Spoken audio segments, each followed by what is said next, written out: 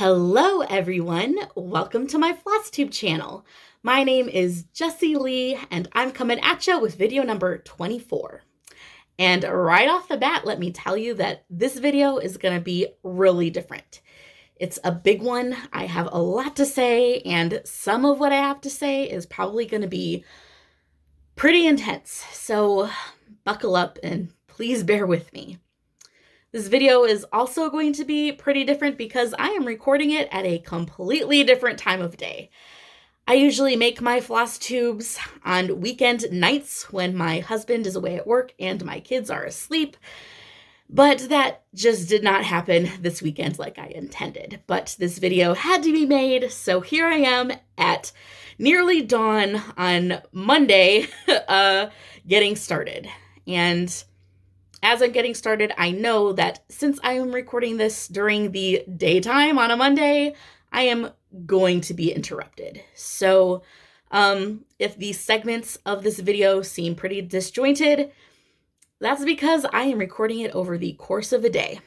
Even though this video is gonna be weird, I do still want it to be at least a little bit fun. And the most fun thing I could think of to jump in with is announcing the winners of the giveaway that I announced in my previous Flosstube video.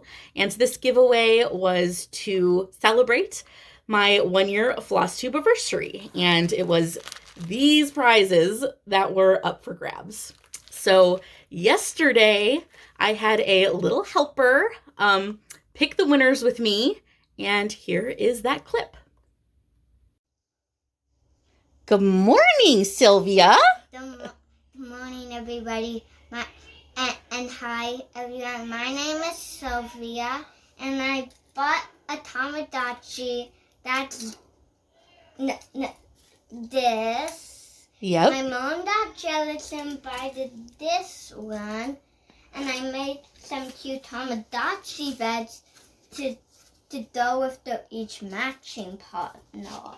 Yeah, can you show how they match? Yep, your Tamagotchi is the rainbow one, and Mommy's is the plaid one. They're paused right now. And you made a little matching bed. So there's a rainbow bed and a plaid bed. Yeah, and you can mix and match them. Yep. You were very creative, and I'm proud of you for earning your allowance and buying your own Tamagotchi. Yeah. I have fun babysitting your Tamagotchi sometimes. Do you like helping me babysit mine sometimes? Mm-hmm. Yep. And mine grew up and my mom grew up. Yep, they're still growing. Well, thank you for sharing that with us. I have you on video today by yourself because Mommy's still in her pajamas. But I thought you could help pick out the winners of the giveaway for my Stitchy friends on my Flosstube channel. Okay, we have 3 prizes to give away today, and I need you to pick which one is first. So you get to pick pink, blue, or green. Stay on the bed. Mommy will hand it to you. Do you want pink, blue, or green first? I want blue. Blue first. Okay, blue tags are for this prize. Do you want to hold it up? This prize? Yep, it's for the little Halloween ornament. And we had 4 entries for that prize. So I will give you the bowl, and you just scramble them around, pick them out. Can you open it up and show the camera? Who won? Tanya Romero. Congratulations. You won the little Halloween Mill Hill ornament. Congratulations. Okay. Give me the bowl back. All right. Now do you want pink or green? I want pink. Okay.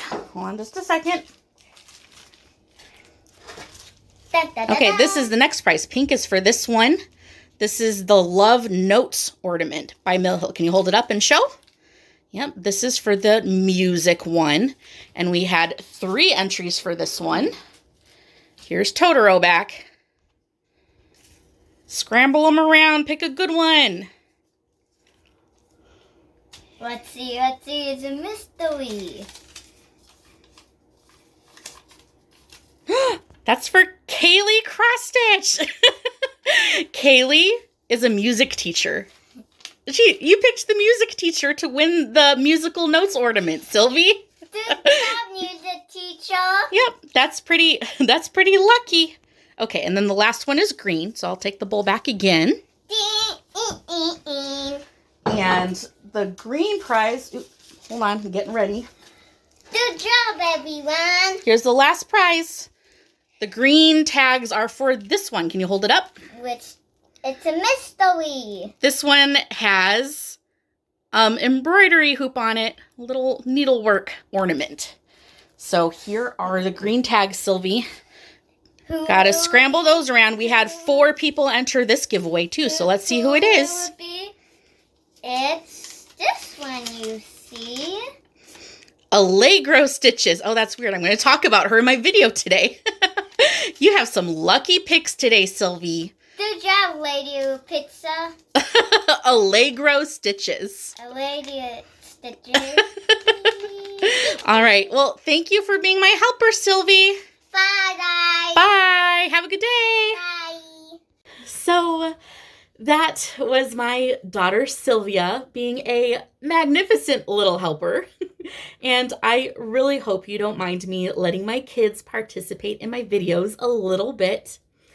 And I really want to thank everyone who entered my giveaway for celebrating my Flosstubersary with me. And of course, congratulations to the winners. I will go back to my Flosstubersary video and comment on your comments with my email address. So you can email me your addresses and I will mail your prizes to you as soon as possible. Yay! Next, I am excited to talk about some Flosstubers who I've been getting to know recently. Starting with Allegro Stitches, who coincidentally won one of the giveaway prizes. Amy of Allegro Stitches is such a cool lady and a prolific cross-stitcher. She has a wide variety of projects and she truly is a Allegro stitcher. She gets her stuff done so quickly. She is a fast stitcher. It amazes me. And it makes it so there's always something new to see in her videos, which is exciting and fun. And she's fond of biscornus. She has stitched up some super cute ones. And I enjoy her and her cross stitch and her channel. So I highly recommend you go check her out. Then there is James P.H. Stitcher. James is the calmest guy from the Philippines, and he stitches gorgeous full coverage designs. And he seems to be a pretty quick stitcher as well, because every time he makes a video, he has significant progress to show on his whips. And with full coverage, it is so impressive and exciting. So if you don't know James yet, you gotta go to his channel and get to know him. Then I found a pretty much brand spanking new Flosstuber named Chelsea, and her channel she started is called Sound Mind Stitching. She is a mama of 4 kids and stitching keeps her sane. And a project of hers that stands out to me is a Stitchrovia piece she is making for her husband. It is gardening themed. And she had a segment in one of her videos which she called Creepy Cross Stitch, where she showed off a vintage cross stitch design that has not aged well. And it was creepy. And you guys know I am fond of vintage patterns, so it was fun for me to see a creepy one and sort of laugh at it. So go check out Chelsea. She is new here and we need to welcome her. And I've also been watching the Flosstube Total Stitch Show. And Steph is absolutely hilarious. She is a breath of fresh air. She's also a crazy cat lady, which I love, of course. And I love the stuff she stitches. She stitches modern, geeky, pop culture designs, which I love to look at. It is something different from a lot of what you usually see. And she's just different from a lot of the people you usually meet on Flosstube, and I adore her. You need to go check her out if you don't know her yet.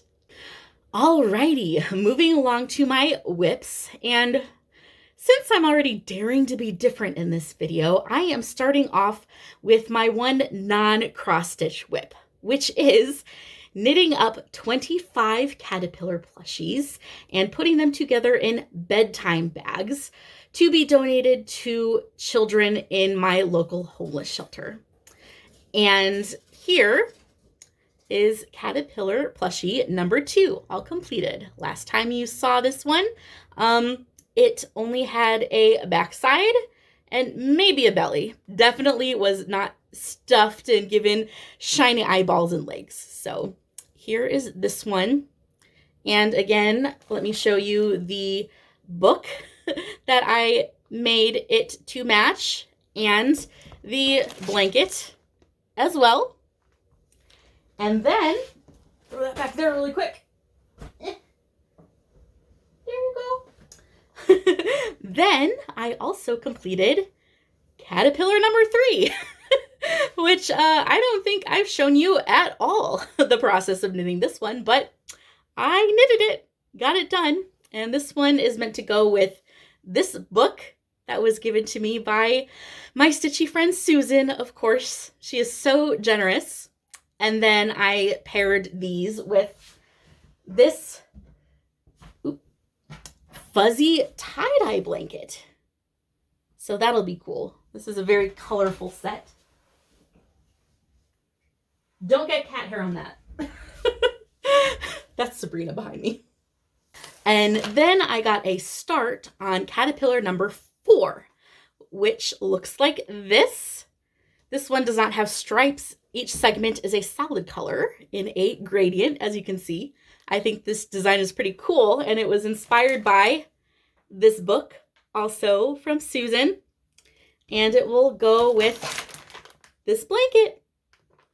So that is 3 out of 25 caterpillars completed and 1 in the works, and I'm happy with how it's going. As for my cross stitch whips, well, I have fallen a bit behind on my temperature butterflies, and I am usually pretty diligent with my temperature pieces. So if you are the cross stitch police wanting to know why I haven't been keeping up with this, well, I invoke my Miranda rights. Anyway, the bit of the February butterfly that I've gotten done does look really pretty. Let me try to show it to you a bit closer so you can see those colors. Let's see what happens if I cover up my face. Will that focus better? It focuses better, but it washes out the color. My camera hates this piece. Anyway, but the February butterfly is looking really nice so far, and the orange and yellow sections on there show how it's been warming up around here, which has been really nice. So the weather's enjoyable, which makes my temperature butterflies enjoyable. This is such a fun piece, and I'm stitching it on 25 count black Lugana 1/1 with the brightest colors of DMC Satin and DMC Light Effects flosses. I've done a bit better keeping up with my temperature walk with me, and this is what the design looks like. It is by Sarah Hughs, the Stitchin Mommy, of course, and so is the temperature butterflies. I think I forgot to say that, but here is how my temperature walk with me is going. And I am stitching this for my in-laws who have 2 beloved pet doggies, and they live in Florida, so the temperatures don't fluctuate a whole lot. So it's an interesting experience stitching up this piece for them. And one thing that is exciting is that my paw prints are beginning to turn a corner. So once I get further into this area of the design, I will probably stitch in a little gecko that I plan on using to replace the squirrel motif in the design. So I can make this a little more personal to Florida, where my in-laws live. So I hope they enjoy that idea. I am stitching this on 28 count light blue Zweigart even weave, 2/2, with mostly the called for colors. I just had to change the color of the concrete to contrast with my fabric a little better. I also spent some lovely time with my Quaker piece sampler. It is a beautiful pattern by Remembering Bygone Stitches. Here is the overall design. And this is my Sabbath Stitch. And I don't think I've clarified that I work on this every other Sunday. I alternate between stitching Quaker piece and recording my Flosstube videos if I can manage. But my progress on this is pretty slow, but every stitch I put in it feels so special. And the last session I had stitching on it, I really needed to channel peace at the time. So it was really nice. Here's how it looks at the moment. I am working on this rather large motif right here in the center of the top edge. And here it is up close.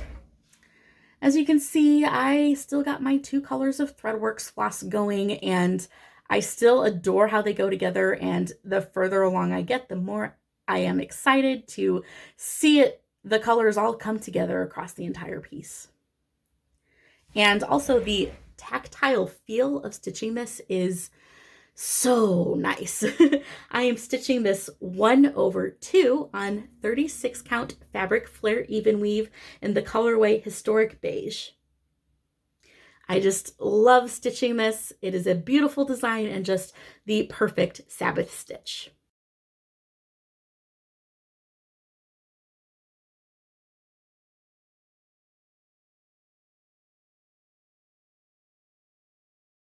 I also have a finish to show you and some haul and some plans for new starts. And I'm sort of lumping all of these projects together because the meanings behind them all are very much intertwined with my experiences and my thoughts that I've been having over these past few weeks. And I'm going to be sharing it all with you, just speaking from the heart off the cuff, which is pretty hard for me, actually. So please give me some grace. I'm sure you've probably noticed in a lot of my videos, I can come off sounding rather scripted, I guess. And that is because I do almost always write down everything that I want to say in my videos before I begin recording. And that's because I have severe social anxiety. So just in general, it's very hard for me to speak freely. And also, when I was a kid, I struggled a lot with a stutter. And that stutter seems to come out quite a bit when I'm talking on camera for some reason. So it just helps me to write my thoughts before I speak them. But this time, I am not doing that. So please give me grace when I talk about all of this, because a lot of these thoughts are sort of deep and complicated and near to my heart. My everyday life lately has been extremely frustrating and challenging in all aspects. I've been extremely frustrated with myself and my own behaviors and habits and emotions. And I've been frustrated with my kids and my husband and my marriage, and I've been frustrated with things falling apart around the house and money and the weather outside, and it's really been miserable lately. Not just for me, just for my family. And when things are tough for my family, I am the one who is the pep talker. It is my role to be the one who keeps up morale and says, we are strong enough to get through these things. And life has its cycles. And these are our values that we will cling to make it all meaningful and to remain good people as we get through it. And even my husband, who is an emergency room nurse, who sees trauma that I can't even fathom just every day in his job, says, Justine, you are my moral compass when I go to work. It is your values and compassion that keep my head above water with everything I witness in my job. And that means a lot to me. And it's also really heavy. And it's heavy in part because I don't have my own rock to lean on. I don't have somebody in my life who I can call and cry to and receive comfort in that way. And it's not because I don't have people in my life who love me, who would be willing to be that for me if I would let them. I'm just socially isolated. Most of it's my own doing, and it's just complicated, but that's not the point. Anyway, in order to comfort myself lately when things have been tough, I've just been clinging to this very vivid memory I have of my grandma comforting me when I was a little girl. And I don't know why I have this memory, but I'm so grateful I have it because it just helps me so much, because it is just such a vivid experience. I remember it like it happened to me minutes ago. But it's a memory of me when I was a little girl. I was probably 5 years old, and that was when I lived in my grandma's house, and I was sitting at the dining room table. My grandma had an eat-in kitchen with a big round wooden table and wooden chairs all around it. And I was in the kitchen alone for some reason, sitting at the table, and most of the lights in the kitchen were turned off. It was just like a over counter light that was turned on. So I remember the lighting being dim. I'm just sitting at the table, hanging out, don't know what I was doing, but I just remember what it felt like to sit at that table in that kitchen in that lighting very vividly. And I happened to lean back in the chair, and the whole chair fell backwards, and I slammed my head on the linoleum floor. And it surprised me and startled me and scared me, and it hurt. And I just remember how that crash felt and how jarring it was and how it made me cry. And I just remember another video on Flosstube of Justine crying. Anyway, but I remember my grandma just rushing me in and scooping me up off the floor and setting me down on the counter and just hugging me and talking to me. It just, that feeling of being a little girl and having an adult. My grandma was she was my parent. She was a primary caregiver.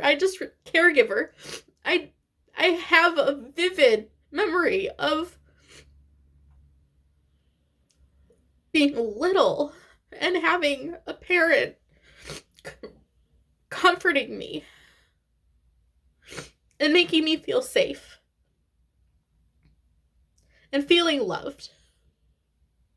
It comforts me so much and means so much to me. And when things in my life really suck, I get my comfort from that memory, because the feelings in that memory are still so strong.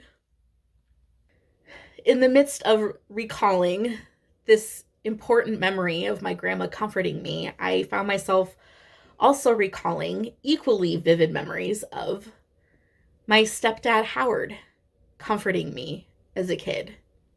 And it's very strange because certainly my mom comforted me as a kid. Certainly my dad comforted me as a kid. But those super vivid memories of being a little girl just scooped up by somebody, I just recall my grandma doing that and Howard doing that. And I found myself contemplating how comforting and loving and rock-like Howard is capable of being, and how he was my rock when I was little and as I got older.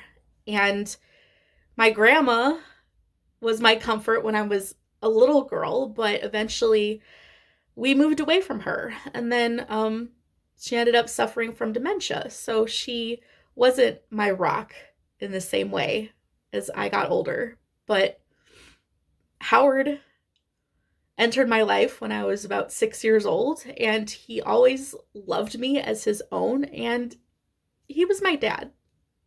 He is my dad, truly. He has served that role in my life I just don't call him dad because before he came along, I had established a relationship with my biological dad. And he was first, and the first cut is the deepest, and that's just how it is. Me calling my dad dad is just loyalty to my own experience. And Howard is Howard, but he's really my dad, and he's a really good person. He is such a good person. He has a good heart. I have this one story about Howard from when I was a teenager that just really characterizes how kind he can be. And it's the story of when he got into a fender bender with another teenager. When I was in high school, I was in marching band. So the band would perform during halftime at all of the high school football games. And for one of the games, I had to be there way ahead of time to get ready with the band. So my mom drove me there early. And Howard was going to come right before game time in a separate car. And on his way to the game, he got rear-ended at a stoplight by some high schooler who was also on the way to the game. And they pulled over to the shoulder and got out of the car, and it was just this teenage girl, brand new driver, her first accident. She was just stressed out, distraught. And Howard sympathized with her and said, okay, let me walk you through what we got to do. We're just going to exchange information and let's get your parents on the phone. So the girl called her mom on her cell phone. It's probably a flip phone back then. Anyway, called her mom on her cell phone, said, hey mom, I got in a car accident. And her mom freaked out. Howard said he just watched this girl on the phone go from stressed to sobbing, crying because her mom flipped out and yelled at her about getting in a car crash. And when she got off the phone, Howard ended up comforting this girl in the way her mom didn't in that moment. Howard told her, your mom is freaking out, probably not because she's angry and hates you for messing up the car, but probably because she was freaked out that her baby was in danger. So she loves you, and the next time you have to call her when something goes wrong, maybe your first word should be, hey mom, I'm okay. And then she'll probably have a better reaction. And when you get home, everything's going to be all right. And then he looked at his bumper and said, it's a big dent, but it's just my bumper. It's cosmetic damage. I don't care. I'm going to let this go. You just call your mom, decide if you're going to go home or if you're going to go to the game, and just move on with life. You're okay. All is forgiven. I'm letting this go. Just go on your way. He was just so sympathetic and kind to this girl. And he, as the victim of the crash, ended up being the comfort that this teenage girl needed in that moment when her mom didn't manage to be that comfort. And that's how Howard is. Howard is capable of being so kind and compassionate, but he's also capable of being really emotionally abusive. That's really hard to say. Howard has been emotionally abusive to me. He has a lot of trauma from his own childhood and just some baseline aspects of his personality. And I know he never intended to hurt me ever, but he's broken my heart a lot. He's passed on a lot of trauma to me, even though that was never his intention. And I keep him at arm's length now, not because I don't love him or I don't think he's a good person or I don't want him as my dad. I keep him at a distance because I'm just so afraid of him breaking my heart more. He's been a comfort in my life. I have so many memories of just reoccurring instances of him being just a rock in my life. And I'm also afraid of him. It's very confusing. But I try to accept both.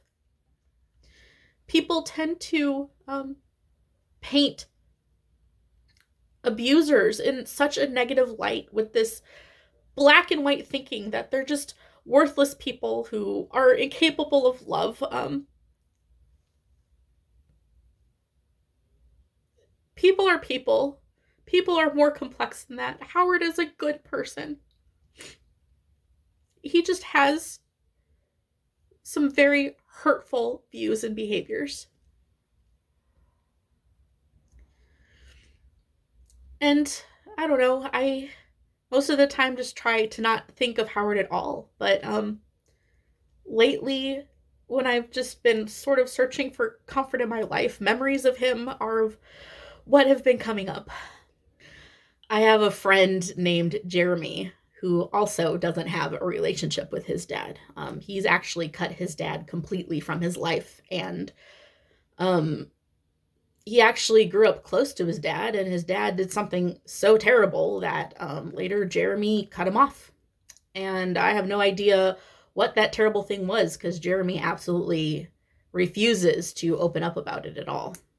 So it's intense. But Jeremy loves riding his motorcycle. He is passionate about his bike, and that is a passion that was passed on to him by his dad. He grew up with his dad loving the bikes and going for rides with his dad, and he still loves that to this day. And I've asked Jeremy, how can you love your motorcycle so much when that love came from someone who hurt you so badly? And Jeremy was so simple for him. He just said, well, my bad experiences with my dad, don't erase my good experiences. So I just think about my good memories and feel happy. And I like riding my bike because it feels good and it's cool. And I don't let the bad memories poison the good stuff. I just feel good about the good things, and that's that. The way he talked to me about it was like, Justine, are you dumb? It was just so simple and easy for him. So I just try to take some of Jeremy's wisdom and just appreciate my good memories of Howard for what they are, and not try to complicate it sometimes with the whole picture. So what does all this bullshit have to do with cross stitch? Well, I was having all of these emotions and memories while I was stitching on this. Friendship Warms the Heart by Precious Moments. I finished it, and it's precious to me. This piece is just pure nostalgia for me. This little girl really represents to me my childhood self from ages 7 and under, and this little kitty down here represents to me my very first kitty, Figaro, who we adopted when I was 3 years old, and she was my first kitty and my grandma's last kitty, because Figaro remained my grandma's companion after my mom and I moved far away to Nebraska. I was born, my grandma's house was in Illinois, so we moved far away, but Figaro stayed with grandma. And Precious Moments designs were all around my grandma's house, so this imagery just makes me think of that environment. And Precious Moments designs also followed me to Nebraska, because every year from the time I was 2 probably to the time I was 11 and fully integrated by then in my new life in Nebraska, my mom for Christmas each year would buy a Precious Moments ornament, and each ornament represented a special memory from that year. So Precious Moments just encapsulate a lot of memories for me. And one of the big memories I was thinking of from this time, actually, when I was still living with my grandma, is of one of my very first bonding experiences with Howard. So I got to put that down. My arm hurts. When Howard and I were first getting to know each other, one of the things we did together was play in the snow. And I have a distinct memory of him burying me in the snow and me laughing while he was burying me. And then once I was buried, I felt kind of cold and bored. So he gave me a turn burying him in the snow, which I thought was hilarious. And it was a big job because I was just a little 6-year-old and Howard is a big guy. And another ridiculous thing is that Howard is one of those people who never gets cold. He goes out in shorts in the wintertime and he never wears a proper coat. And when I was burying him in the snow, he was wearing a jean jacket. And I was wearing my little neon pink and neon green 1990s puffy, swishy winter coat from the time. I remember it all, and it's such a joyful memory that I don't want to forget. After Precious Moments, this part of my video is just going to be a lot, if you haven't figured that out already. I really hope you bear with me, though.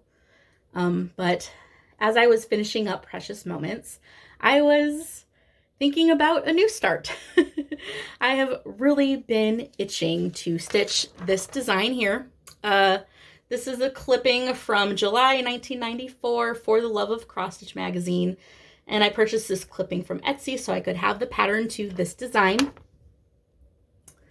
I am just ready to stitch something springy. I think this design is adorable. I love the flowers and butterflies, and I'm absolutely dying to stitch that rainbow. And of course, the aesthetic of this is quite granny-ish, which just appeals to me so much and I find very comforting, and I have just been longing for comfort. And the poem in the center of this is fine. It's sweet, it's cute. I liked it when I first bought the pattern, and I had planned to stitch the original design as it is, but as this has sat in my stash for a while, I've thought about the words some more and have decided that I'm a bit bored with it and would like to find something that is more meaningful to me personally and chart those words instead. But for quite a long time, I just could not figure out what those words could be. So I was mulling that over as I was stitching Precious Moments. And while I was stitching Precious Moments, I was watching YouTube, as I always do when I'm sitting at my desk stitching. And YouTube recommended videos from a channel that I had never watched before. And I have no idea why the algorithm brought me this channel, because on YouTube, I watch Flosstube and beauty guru makeup videos and ASMR. And that's pretty much it. Everything I consume on YouTube is fluff, happy stuff. And for whatever reason, the algorithm sent me the thumbnails from a channel that is not fluffy at all. It's a channel called Soft White Underbelly.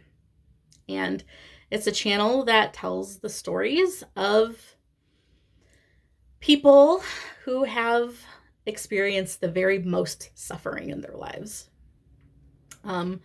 A very compassionate man goes to some of the disenfranchised and overlooked rough places in my country and talks to the people there and interviews them and lets them tell their life stories. And these are people that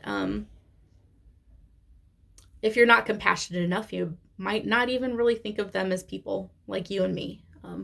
These are people who have suffered a lot in life, people who have experienced the most traumatic, destructive, taboo behavior that humans are capable of. But he lets them tell their stories, and if you listen to their stories, I anyway just feel immense compassion for them. It makes me realize their humanity and what humanity is and what we are capable of coping with as humans, and how we process the terrible things that can happen to us in life.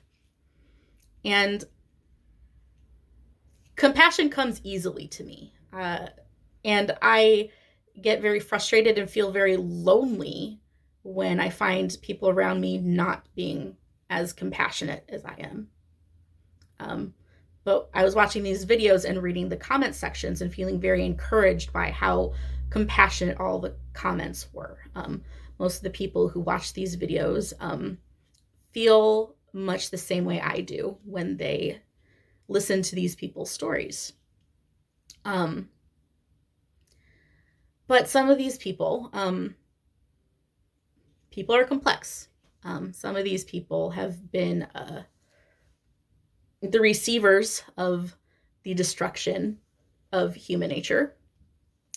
And some of these people have been the perpetuators of the destructive aspects of human nature. And on the videos of those people telling their stories, the ones who victimized others in their life, the comment sections were turned off.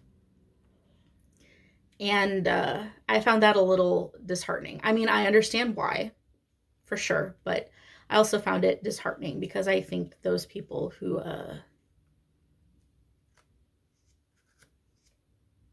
are the very hardest to love and feel compassion for are the ones who need it the very most. Anyway, I sampled this channel for a couple days and was sort of wrapped up in it. And it's not a comforting channel at all.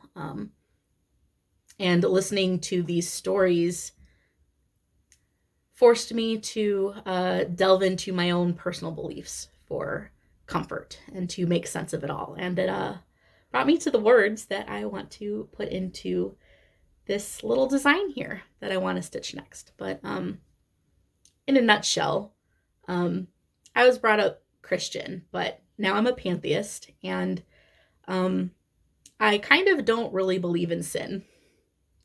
I believe that our human behaviors are just not a part of human nature, but of nature in general. We're animals, and what makes us human is our complex brains and the emotional and moral values we assign to our experiences of nature.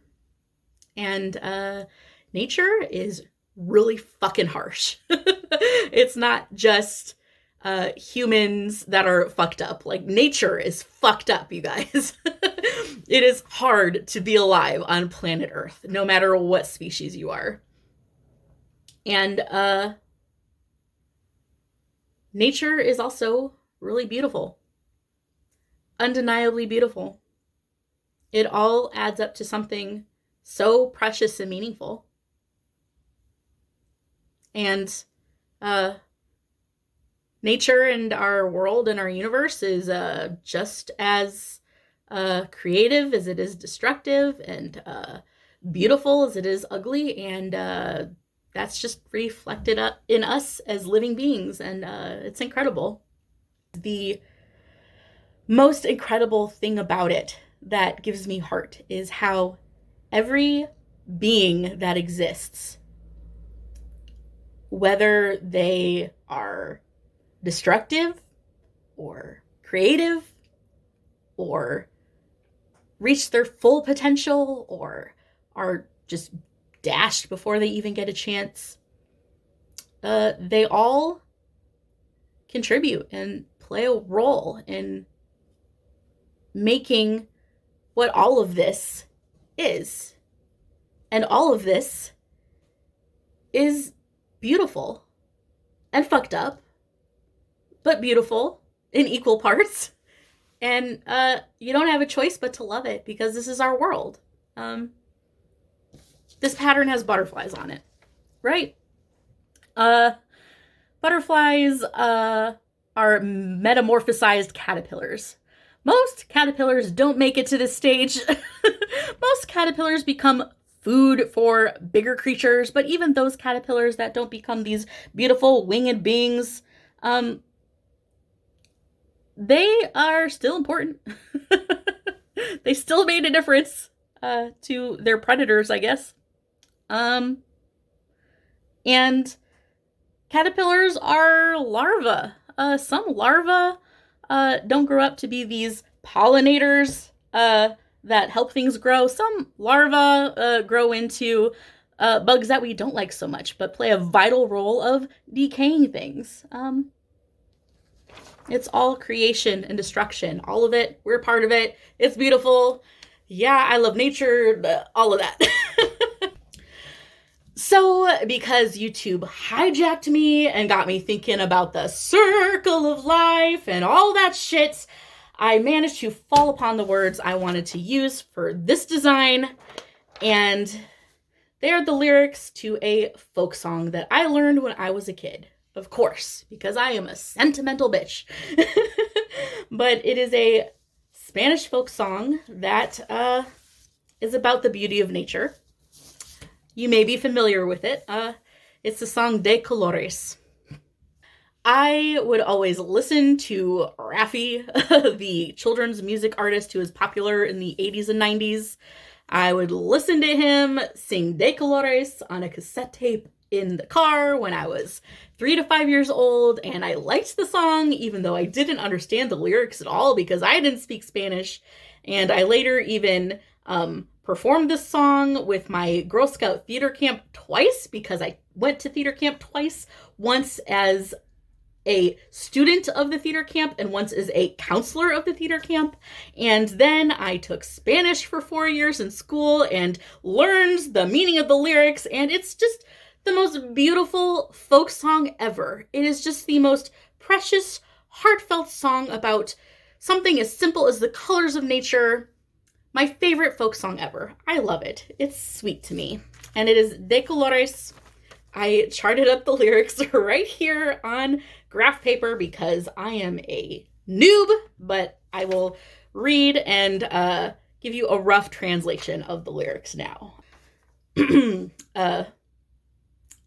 My enunciation of these lyrics is going to be awful because of my thick Midwestern accent. So please forgive me. I'm a little embarrassed. And this little translation I'm giving you is my own translation because I can't actually read Spanish fairly well and listen to others speak and understand for the most part, but I can't speak it at all. But here are the lyrics and my translation. Don't laugh at me. De colores se vistan los campos en la primavera. The colors that the fields are dressed in spring. De colores son los pajaritos que vienen de afuera. The colors of the birds who come from outside. De colores es el arcos iris que vemos lucir. The colors are the rainbow that we see shine. And then this is the chorus. Y por eso los grandes amores de muchos colores me gustan a mí. Y por eso los grandes amores de muchos colores me gustan a mí. And the chorus means, again, this is a direct translation, so it sounds a little awkward in English, but you understand the meaning. And it basically just means, and that's why I like the great love of many colors. So I think those very light and sweet and comforting, but very meaningful lyrics will be perfect to go in this design here with this rainbow. So this will be my next project. However, it turns out that De Colores will not be my only next project. All of this heaviness I have had brewing in my personal bubble turns out to be just sort of a very tiny droplet in the stew that is boiling in our global society, I guess. Russia attacked Ukraine.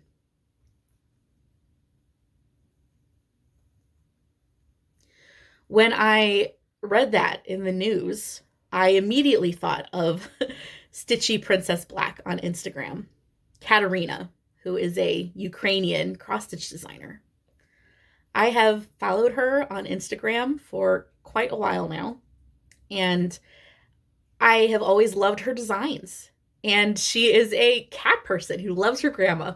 So I relate to her. And her Instagram, out of all the cross-stitch Instagrams I follow, has really always stood out to me since I followed her.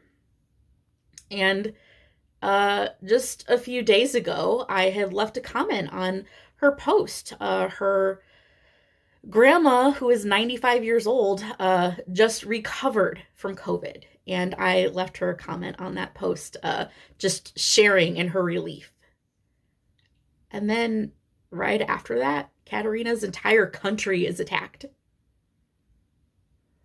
So right away, I went to Etsy and bought all of the patterns of hers that I had sitting in my favorites folder. I think it was like 9 of them, because I just didn't know what else to do, but I had to do something. And then I, as quickly as possible, kitted up one of those patterns so I could join the Sal on Instagram, hashtag Stitchy Princess Sal. And there are a whole bunch of Sals now on Instagram to support Ukrainian designers and Ukraine. And to be transparent, I don't fully understand all the politics of this war. But it's war. And my soul just hurts for all of humanity right now. The pattern by Katarina that I've chosen to stitch for the Sal is this one here. It's called Fox Family.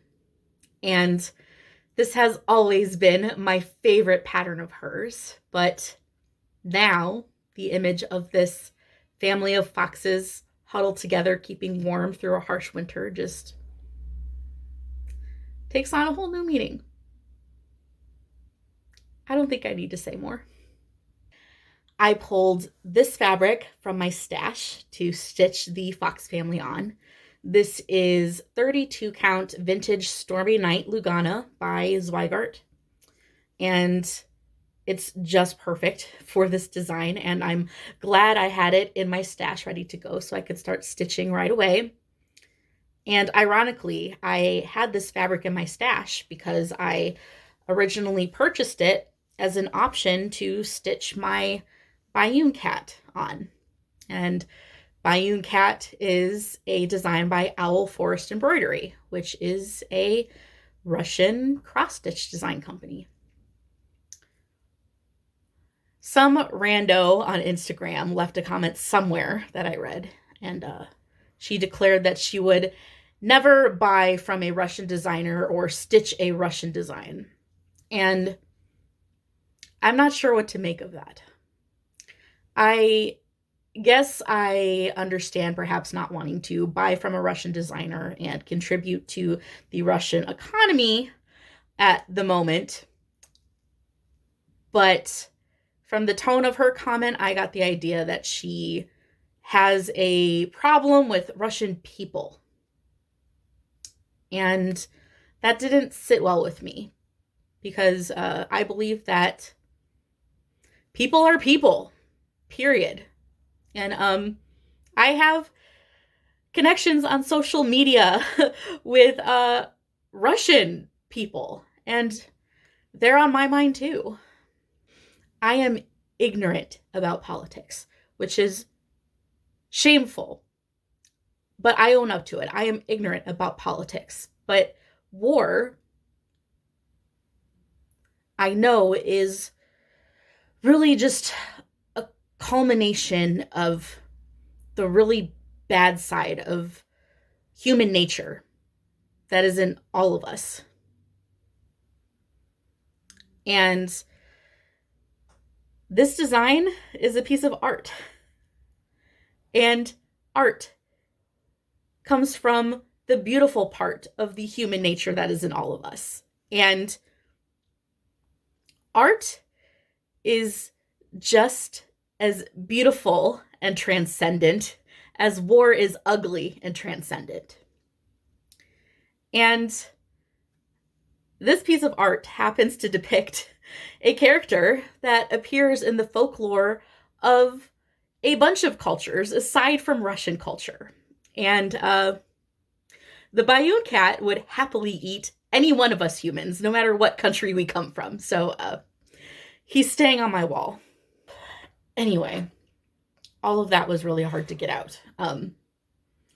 But moving on, because I have to move on, because De Colores and the Fox family are still not the only new starts that have to happen as soon as possible. There's a third, because on the very same day Russia attacked Ukraine, my sister-in-law had her baby. It's kind of a mind fuck to be so happy and so sad at the same time, and to think of what a world that baby girl has been born into. But no matter what, her life and experience on Earth is precious. And so I'll be beginning a cross stitch for her. It'll be this design by Durene Jones that I've shown you before. It's an alphabet sampler. And I'll be stitching on that one very soon too. I bought these two fabric choices to go with here. This one is another white opalescent Lugana. It's just in a higher stitch count. What is it? This one's 32 count. The stuff I usually work on from my stash is 25 count. Or I have this spring green option. I might go with this one. This one is 32 count lime Lugana by Zweigart. So in my next video, hopefully I will be more joyful and fluffy like I usually am, and have some exciting new stitching to show you. But I am out of energy now. Totally out of energy. So if you're still here and you've listened to me, thank you. Thank you for receiving all of this stuff that I've dished out in this video. And God loves you, and I love you. Happy stitching. Bye-bye.